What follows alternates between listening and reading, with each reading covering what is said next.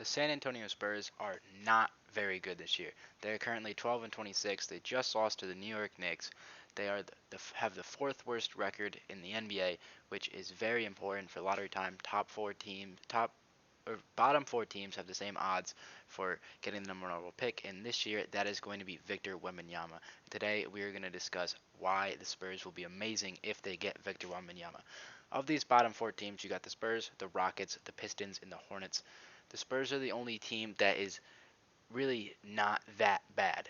Devin Vassell has been injured all year, and they've got some good pieces, and they're really just missing one superstar, and that is Victor Wembanyama. If you look at their roster, you've got four 19-year-olds, and two of them play consistent minutes. That being Jeremy Sohan, who is a stud. I'm a big fan of Jeremy Sohan, and Malachi Branham from Ohio State University. These four 19-year-olds, along with Sohan, Branham, Dominic Barlow, and Blake Wesley, they can all have the potential to develop into something.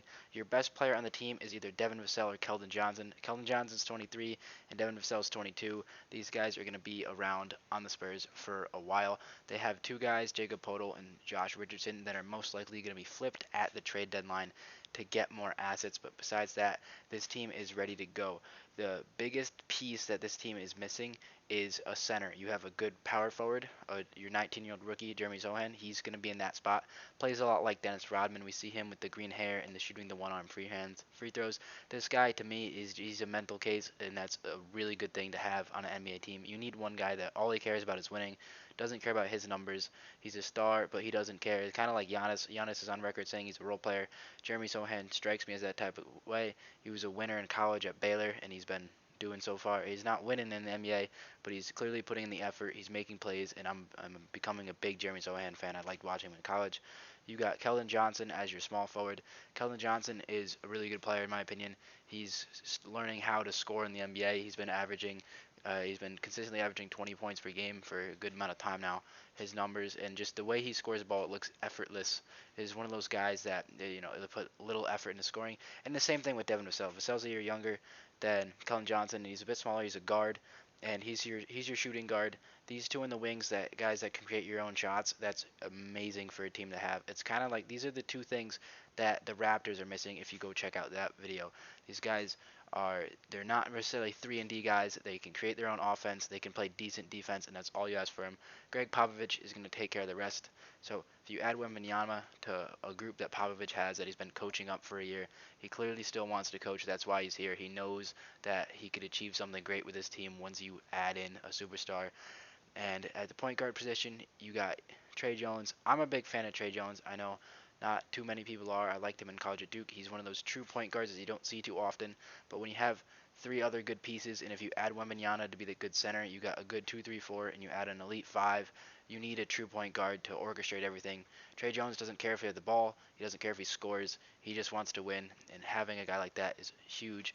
And even if they don't get Wembanyama, if they end up getting the number 2 overall pick, which who knows how the lottery is going to go this year, they add Scoot Henderson. That's an instant upgrade over Trey Jones. As much as I like him, that would also make this team elite, and I'm really looking forward to see what Greg Popovich, one of the greatest coaches of all time, can do with an elite young talent.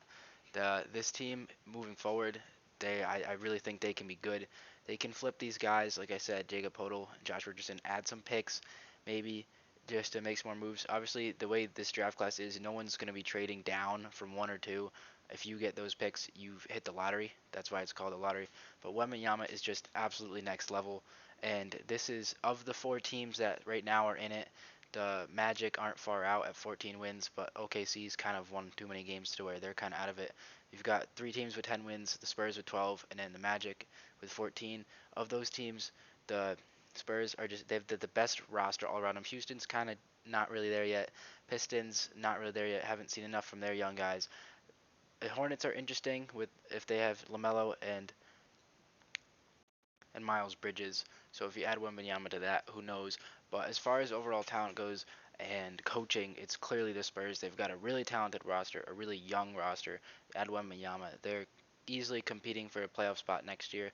West is pretty deep. I don't think the West is super like top heavy, but it's definitely deep. So it's gonna be tough to find wins in the Western Conference. But I do think they can sneak in the playoffs I think they can be top 8, make the playoffs, or maybe, I don't know about top 6, but they'll definitely be in that 7 to 10 range for the play-in. With Wembanyama, if he's anywhere close to as good as what we're seeing of him do against other against G League Ignite teams over in France and stuff he's doing, if he's like 75% of that, this team's gonna be amazing because the stuff he's doing is absolutely absurd. It just his jump shot looks so fluid. He's able to knock down threes with ease as a guy that's 7'4" is just absolutely unprecedented. If you give this guy to Greg Popovich, Popovich is gonna find a way to keep coaching for another 10 years and win 5 rings with this dude. It's gonna be another Spurs era. We seen him do it with Tim Duncan, and had that era that they had. Greg Popovich is the best coach for a guy like this. And if the Spurs get Wembanyama with the current roster they have, make similar moves, I think they're going to be a force to be reckoned with next year in the Western Conference.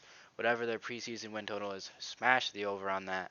They're going to easily beat it. They're a really talented team. They've got a ton of young guys. And if they add the best young player in the draft coming up, they're going to be a dangerous team. Watch out for the Spurs next year. Watch out for a Spurs Victor Wembanyama dynasty.